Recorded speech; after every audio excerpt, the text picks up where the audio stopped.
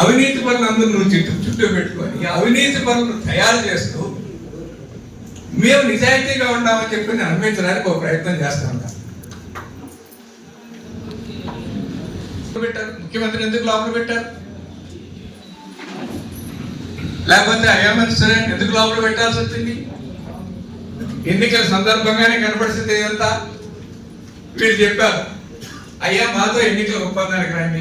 ఈ చంద్రబాబు నాయుడు మంత్రి పారిపోయే కాలు పట్టుకోవాలి, ఇదంతా కుదరదని చెప్పిన మీద అయితే ఇండివిజువల్గా పోటీ చేసుకోమన్నాడు.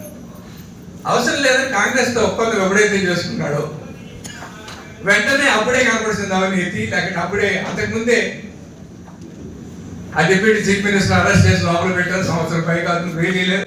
అప్పటికి కూడా లోపలికి అసలు ఆయన తీసుకుని లోపలికి పెట్టారు.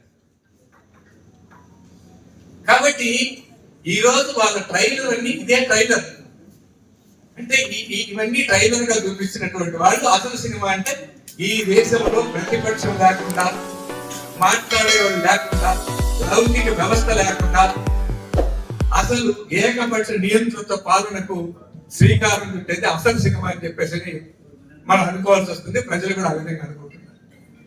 కాబట్టి ఈరోజు దేశం మొత్తం మీద కూడా వామపక్ష ప్రజాస్వామ్య శక్తుల, లౌకిక శక్తుల బలం పెరగాల్సినటువంటి అవసరం ఉంది ఈ దేశాన్ని కాపాడుకోవడం కోసం.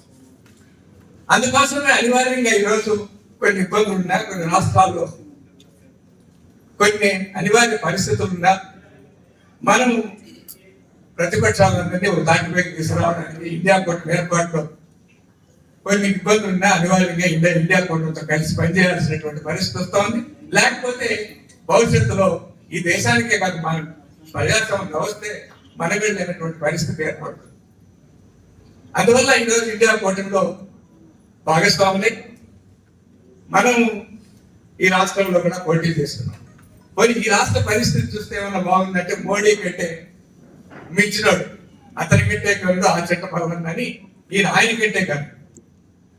మనం చాలా మందిని చూసినాం, ముఖ్యమంత్రులు చాలా ఎన్నికలు చూస్తున్నాం. అసలు ప్రతిపక్ష పార్టీలు కానీ ఎవరికి ఇంటర్వ్యూ ఇవ్వకుండా అసలు ఎందుకు?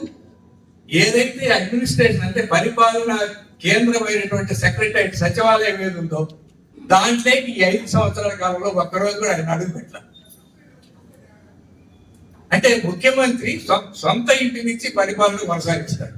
9 గంటలకు ఆయన ఇంటికి ఇక్కడ అంటారు. ఐఏఎస్ ఆఫీసర్ అంతా కాసుకోండి ఆయన కోసం ఆయన ఇంటికి.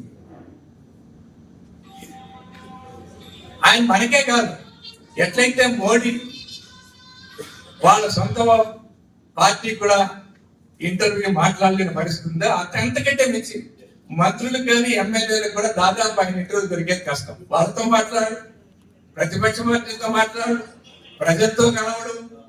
పోనీ ఎన్నికల సందర్భంగా ఏమైనా దిగి కలిసిగా జనాలతో కనపడస్తారేమో చూస్తే నిన్న విజయవాడలో చూశాను. ఆయన బస్సు